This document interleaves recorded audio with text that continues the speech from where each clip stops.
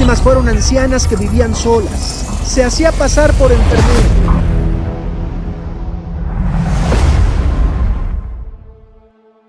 This is the very first time in Mexican history that police named and profile as serial killer. Juana Barraza, nicknamed La Mata Viejitas, which means little old lady killer. Juana Barraza Sampirio was born in rural Hidalgo, Mexico, in 1957. Her parents were Trinidad Barraza, a police officer, and her mother Justa Sampirio, an alcoholic prostitute.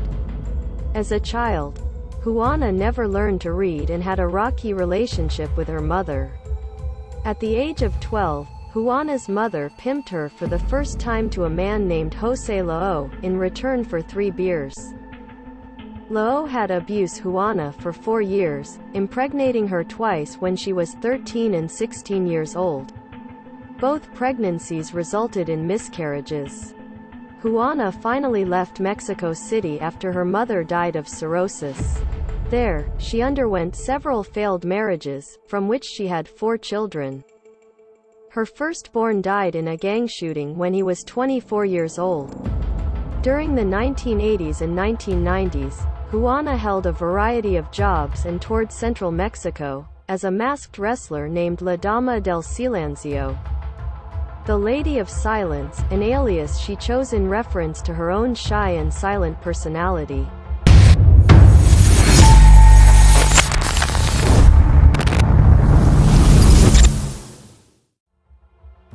Juana approached her victims on the street or knocked on their door, pretending to be a city council nurse or social worker. Initially, she would disguise herself by simply dressing in white clothes. But later, she acquired a genuine nurse's uniform. Depending on her victims' wealth, she would gain their trust and accede to their homes by offering massages or help in obtaining medicines and subsidies. If her victims were distracted, she strangled them directly. If not, she would beat them first, using moves learned in her wrestling career.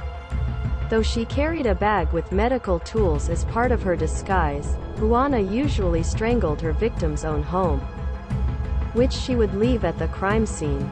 She would also rob the victims after killing them, mostly for her own gain, but she would also keep some of their items as trophies.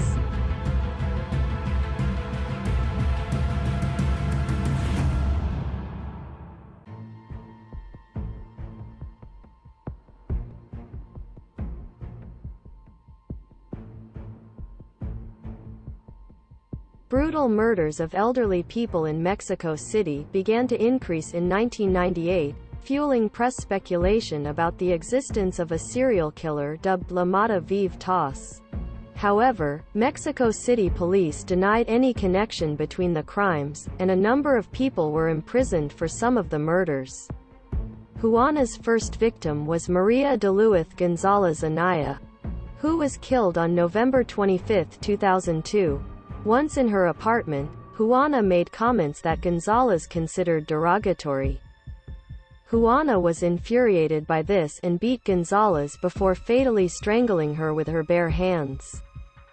Juana did not killed again for 3 months, and she might have been inspired to do it again by existing stories about Mata Viejitas, rather than inspiring them herself. The crimes increased sharply afterward.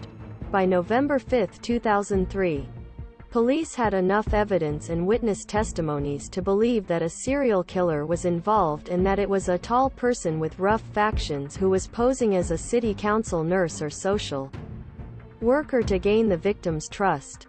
In December, the police released a wanted poster with 2 eyewitness sketches of the Mata Viejitas, one more feminine and another more masculine looking.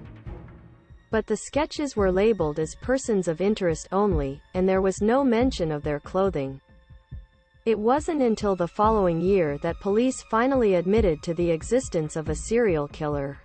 In mid-2005, Juana began a relationship with taxi driver, Jose Francisco Torres Herrera, alias El Frijol, who became her accomplice. The attacks increased in range and frequency, and the times when the murders occurred changed from daytime to nighttime.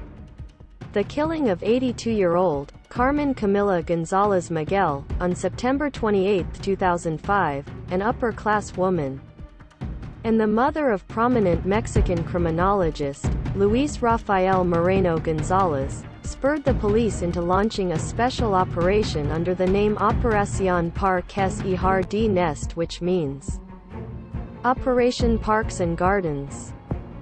Officer patrols in the areas where the killer was active increased. Pamphlets advising the elderly to be wary of strangers were distributed, along with new sketches.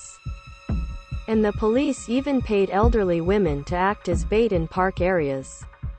In a move that was heavily criticized, police also announced that they were looking for a homosexual man, transvestite or transgendered, and arrested 49 transvestite prostitutes who were all released when their prints didn't match those collected from the crime scenes.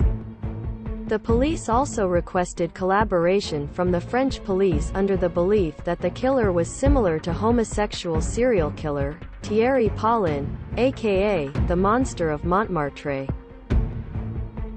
The lack of murders after October made investigators consider that the killer had committed suicide. However, on January 25, 2006, Juana was seen by a tenant as she left the murder scene of landlady Ana Maria de las Reyes Alfaro, and she was arrested by a passing police patrol.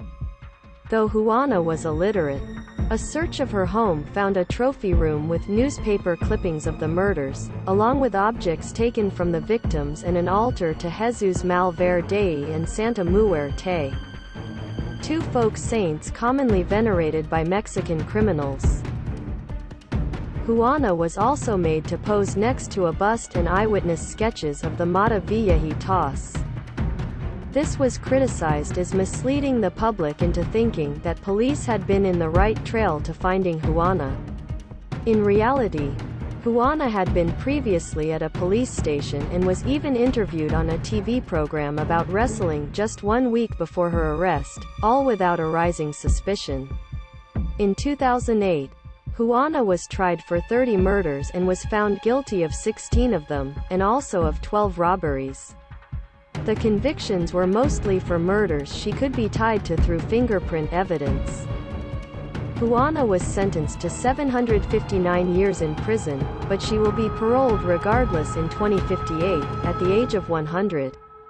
Juana have a horrible upbringing with her terrible mother. But that doesn't excuse her murdering innocent women just because they were the same age as her mom. Wondering if she ever admit to the other murders, but at least, she will never be out to commit another one. What do you guys think of this heinous crime? Let me know your thoughts down in the comment below.